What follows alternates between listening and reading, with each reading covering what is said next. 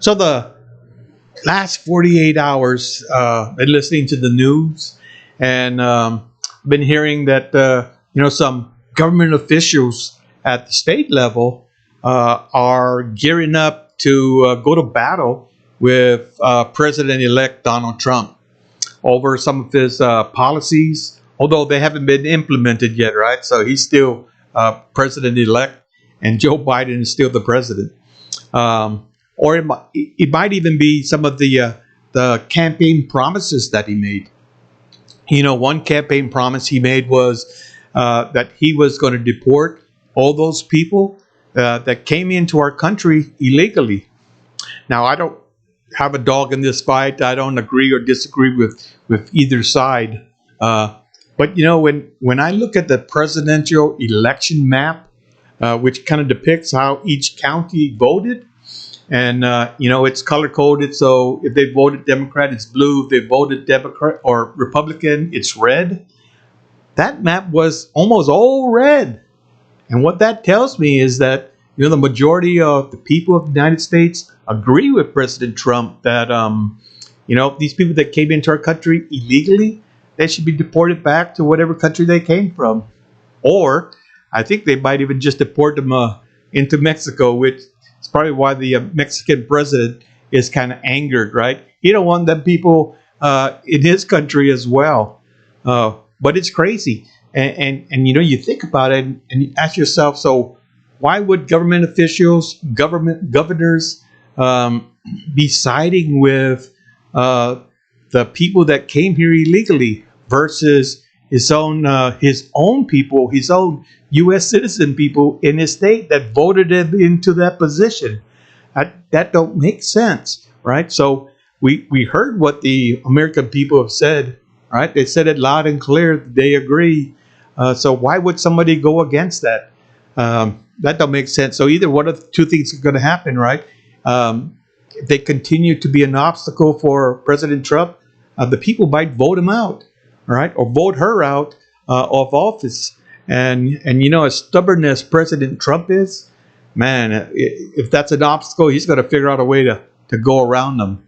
And so all these officials, they're lining up lawyers now to start to get ready to challenge everything that President Trump is going to try to do. All right, they're going to try to take him to court and do the same thing. And so these court battles, and then who knows, maybe more protests. But man, it just seems that our country's getting ready to get crazy again. And so the question I have to ask is, in retirement, because I'm retired, in retirement, can I isolate myself from all this stuff, from all this craziness? And that's today's topic. Half a day, YouTube. Welcome back to my channel, Chandler's Retirement Live. It's a good live. I'm Chandler, and I just want to remind people that it's still November, no edit, no script videos. And so I got a goal of doing 30, and I'm on number 7. And so what you need to know about that is that a lot of the information, a lot of things we're talking about, they're coming from my mind to my mouth, right? It's not scripted. You never know what you're gonna hear, so you really want to stay through the whole video, right? Just listen up, and maybe if you're retired, you agree or disagree, and if so, you know what? Put something in the comments. Let me know that you agree, or let me know that you disagree. I would really like to hear what you're thinking. But in retirement, there's just a lot of retirees that are kind of pondering this same question of can we just isolate ourselves from all this stuff and just stay retired, right? Just stay away from all the craziness of our country. Well, there are probably some retirees that want to have it both ways, right? So let's explore how retirement can maybe offer some peace and quiet in our retirement life, as well as keeping us connected to the outside world. So that's probably possible, but it's true. In the retirement life, we get away from the grind, right? What's the grind? Well, the grind is simply You get up, you get in your car, you go to work in the morning, and you listen to the news, and all the news is spin. Or you can't trust any of the news nowadays. But they're talking all about, what's good, what's bad, yada yada yada. Then you get to work, and at work, they heard the news as well. So they're either arguing for or against what is being said, and you hear that from office to office, all down the hallway, and you're like, oh god, it's more craziness, right? Then you go to lunch. You might go to the employee lunchroom, and half of the lunchroom, right? We're even divided at work. Half of the lunchroom agrees with whatever's being said, and the other half disagrees. And that's all happening until two people really get frustrated with what's being said and stand up, right? And chests start to puff out, and somebody gets so angry that they throw a punch.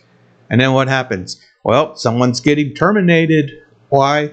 Because most companies have a zero tolerance for violence in the workplace. And not only the person that threw the punch, but the person that got hit, they might get terminated too, because they could easily have turned around and walked away. And because they didn't, right, that's violence as well, right? So you never want to go there. So that's the daily grind, right? But in retirement, we can get away from all that daily grind. We don't have to worry about that stuff, right? We could put more of our time in pleasure activities like our hobbies. For me, it's fishing. I love to be on the lake, all by myself on a work day, right? Everybody's working. I'm out there fishing. Life is good and it's peaceful. Or maybe even spending time with loved ones. I have a 2-year-old granddaughter. Just love being with her and playing all those magical games that she likes playing. So retirement can be a period of peacefulness and relaxation. We know that. You have the choice, right? You have the freedom to design your day as you want it. But as my buddy Mike would say, however, Robert, being retired doesn't mean being disconnected from the world. Today we have the most advanced technology, right? We got smartphones, we got smart TVs, we got smart computers with AI chips. We even have Alexas, right, that can answer any question that you have, keep us engaged with what is going on in the world. Most of the times you pull up your computer, the first thing that pops up is just your news feeds, right? To let you know what the latest is that is going on in your world. Most of the time, I just exit out of that because you know what? I don't have time to read all that junk, that craziness. I don't want to be involved in that. But staying connected has never been as easy as it is today if you want to stay connected. Now, a lot of other retirees that want to stay connected, but not so much connected to all the craziness outside. Maybe it's somewhere locally that you want to stay connected with, right? And they get into things like volunteering, right? So volunteering can be really rewarding. Just depends on what you want to volunteer to do.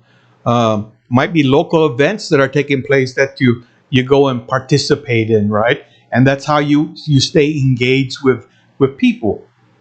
But volunteering, I think of right here in Tarrant County, and some of the volunteering positions that they've been calling for had to do with animal shelters, because during the pandemic, a lot of people were giving up their animals because they couldn't keep them no more, and the shelters had just gotten overrun. And you know that in those shelters, they can only keep an animal for so long, and then after that, if they can't adopt them out, they put them to sleep, and that's a sad thing. And so, they ask for volunteers to come out there, and you'll either walk the dogs, play with the dogs, play with the cats, clean up their kennel, pick up some poop maybe, feed them, those kind of things. Much like you would do if they were your pet at your house. Matter of fact, they'll They probably even try to get you to foster and bring some animals home as well. Uh, but volunteering, that could be really rewarding, and that's a great way for a retiree to stay connected if they want, stay connected with their local community. So the goal there is to try to find a balance, right? A balance to give you that peace of mind and involvement. If we talked about having both worlds, right? Having peace and quiet, creating your day, but still, if you want to connect with our world, there's opportunities, and the best opportunity, from what I hear, is by volunteering for a great cause, being selective, right, and engaging in activities and